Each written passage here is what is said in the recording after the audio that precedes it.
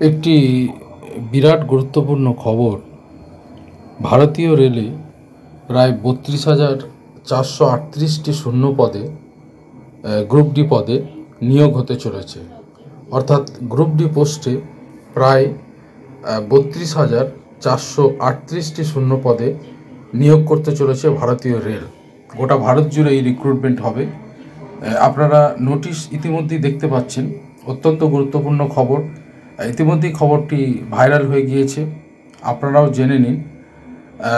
এখানে দেখতে পাচ্ছেন সাবজেক্টে লেখা আছে minimum educational qualification for recruitment for open market in level 1। আমরা জানি যে পে ম্যাট্রিক্স লেভেল 1 মানে হচ্ছে গ্রুপ ডি পোস্ট।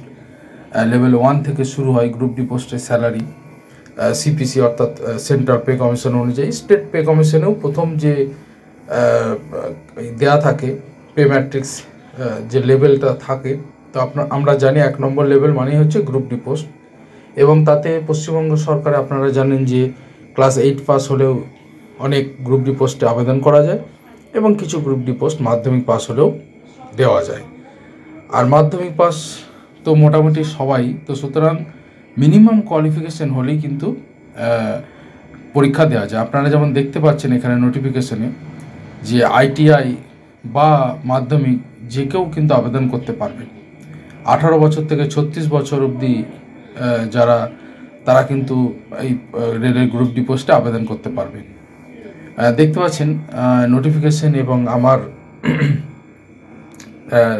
যে ভিডিওতে আপনারা দেখতে পাচ্ছেন যে পুরো বাংলাতে আমি লিখে দিয়েছি। যে সমস্ত চাকরি প্রার্থীরা সংরক্ষিত শ্রেণীতে রয়েছেন তারা অবশ্যই নিয়ম অনুসারে ছাড়ও পাবেন।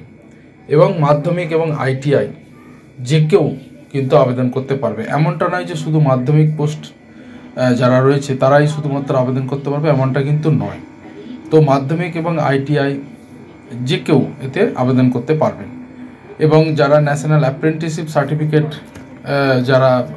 যাদের রয়েছে সার্টিফিকেট, তারাও আবেদন করতে পারবেন। তো আপনারা অবশ্যই অফিসিয়াল ওয়েবসাইটে গিয়ে রেলওয়ে রিক্রুটমেন্ট বোর্ডে আপনারা আবেদন করে নেবেন। এবং আবেদনের যেটি সবচেয়ে গুরুত্বপূর্ণ, এই মধ্যে স্ক্রিনে দেখতে পাচ্ছেন যে 23/1/2025 থেকে চলবে আবেদন প্রক্রিয়া এবং 22 ফেব্রুয়ারিতে আবেদন প্রক্রিয়া শেষ হবে। তো এই সময়কালের মধ্যে আবেদন করতে পারবেন। অত্যন্ত গুরুত্বপূর্ণ খবর। অবশ্যই আমরা এই ওয়েবসাইটে, এই আরআরবি রেলওয়ে রিক্রুটমেন্ট বোর্ডের ওয়েবসাইটে আমরা ফলো রাখবো এবং আপনারাও ফলো রাখবেন এবং অবশ্যই এই চ্যানেলটিও সাবস্ক্রাইব করে নেবেন। তো এর ফলে সমস্ত গুরুত্বপূর্ণ খবর কিন্তু এই চ্যানেল থেকে আপনারা পাবেন। জাতীয় আন্তর্জাতিক খবরও এই চ্যানেল থেকে পাবেন।